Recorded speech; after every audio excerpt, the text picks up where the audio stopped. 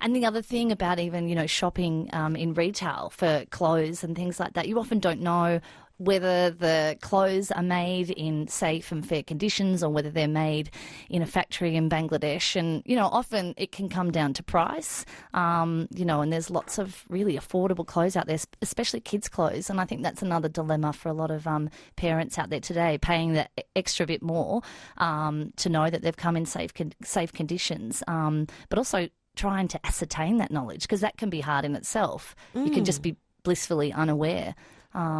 And so it's actually seeking to sort of find those details. But that's hard. That's work. It's hard. It's one of those things that you have to do. Mark the truckie's called in. Hey, Mark. How you going? Are you having a dilemma?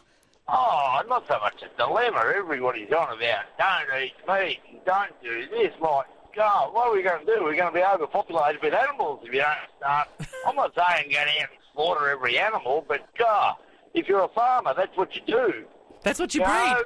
That's what you breed. It's like, saying, like, I understand, like, I used to come off the farm before I was a truckie, but, oh, my godfather, people say, shouldn't be doing this to animals and poor little lambs and all that. And, oh, my godfather, it just frustrates me that people don't.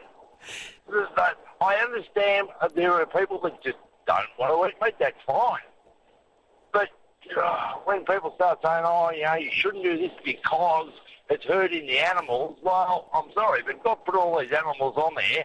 Animals eat animals, and we're just very similar to them. We don't eat it. What's going to happen? Mark, I've just got a text message. Maybe I could run this one past you. Yeah. This is the text message. So it's not me talking, right? Someone else. Yeah.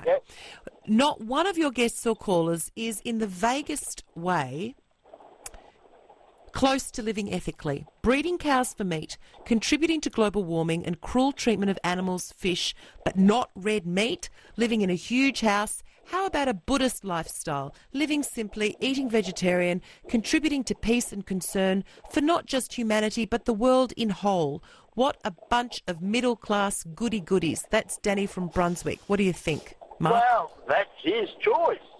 My choice is I eat anything and everything.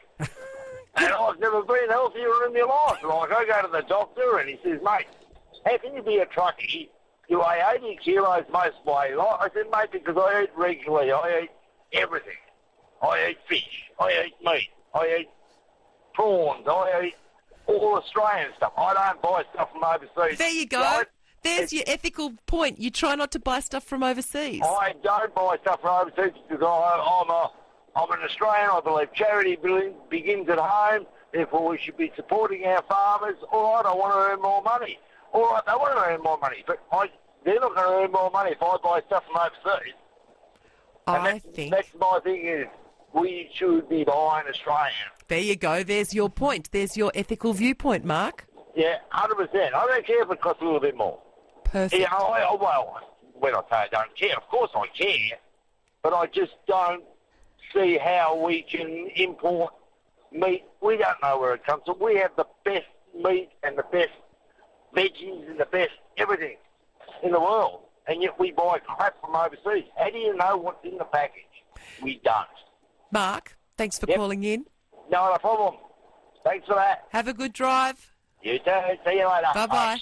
There you go. Everyone's got something. Something. Yeah. Everyone's got something. And I think that's the thing. It comes down to an individual choice, and it's just there is no one way to live ethically. There are many variations of it, and it comes down to, a personal choice, and everybody's viewpoints will differ. But I don't think Keith had any dilemma ethically, so that's good. I think that was perfect. It was absolutely perfect. And we'd certainly love to take your calls on this as well. 1300 222 774. What's your point? Your tipping point in terms of living ethically. Is it buying Australian? Is it not eating veal and only older animals? Is it eating fish but not eating meat? And look, there is hypocrisy with all of it. There are contradictions. It doesn't always make sense, but it's just what feels right to you. I try not to use the dryer, but I will use a dishwasher And, I mean, I do. You know, there is always something that will trip you up, I think, you know, and that's why, you know, that therein lies the dilemma. It's really, really hard, you know, to be consistent, to have a consistent ethical stance on any issue. So you do your bit, you know, it's about how you value your contribution. Let's take a few more calls in a moment. 1300 222 774. Come on, give us a call. Fess up. Tell us about the contradictions in your life as you try and live a sustainable existence. I really want to know. Guest on the radio is Michaela Fox, an author and a columnist. She has a blog called Not Another Slippery Dip.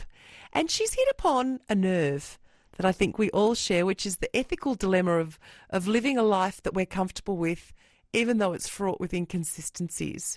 Many of you have sent text messages about this. I try not to use Michelle from Warrandyte. Sorry, Michaela, I should have just told you who it was from. I try not to use cosmetics that have been tested on animals, but not all products provide that info. The reason is I can't bear the thought of animals developing allergies and rashes so that I can wear makeup. I would prefer testing was done on people, the people who will ultimately use the products, not people in developing countries who will do it for money. I couldn't have hair extensions for that reason. Exactly. And they're important to you.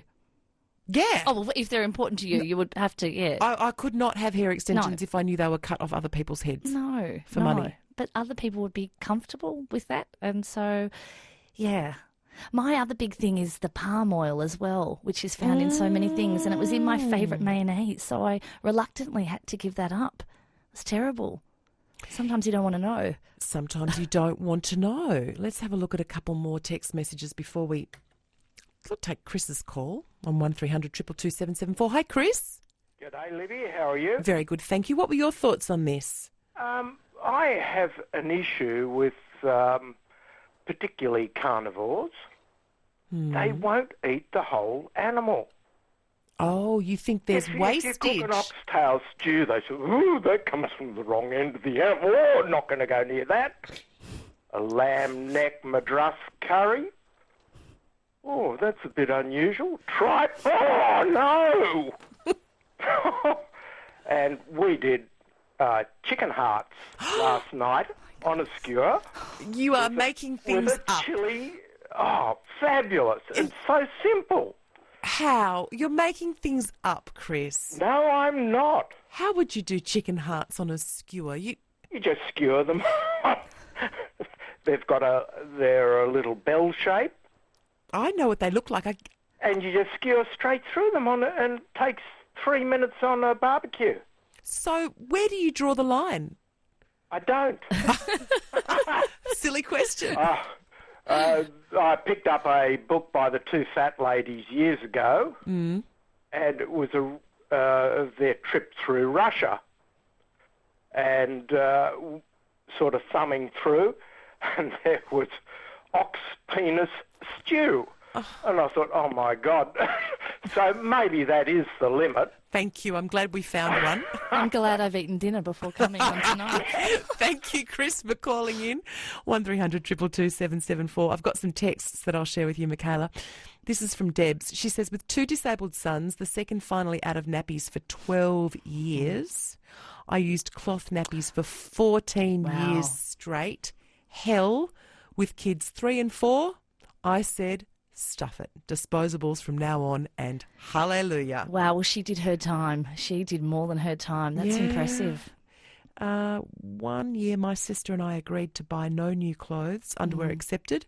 It was a great year for discovering new op shops. There you go. That's from Anne. Mark from Box Hill North. I'm married to a vegetarian, and my ethical dilemma is having to eat tofu imported from Asia. Yes, I can see that would cause some sort of conflict in the house. It would. We've all got that sort of thing, like recycling. I don't know whether or not you've got that in your house, but my partner is absolutely mad.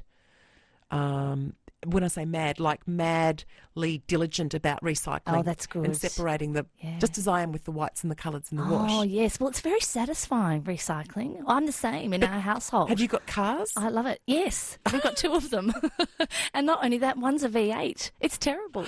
It goes so fast, so much power.